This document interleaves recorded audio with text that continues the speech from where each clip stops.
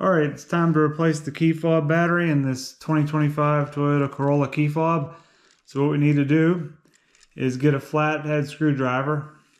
And there's a slot right here. So you stick it in there and give it a little twist and it'll pop this cover off.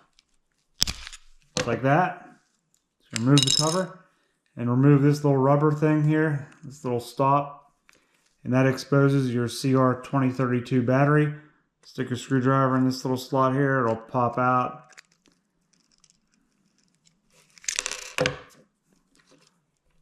So that's it. We can discard this, get a new battery. This is what you need right here, CR2032. So take your new battery, insert it,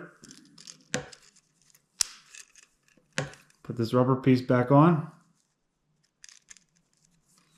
Take your cover, snap it back on. That's it. Good to go. Simple as that. Thanks for watching, guys. Hit that like button. Please subscribe. See you in the next one.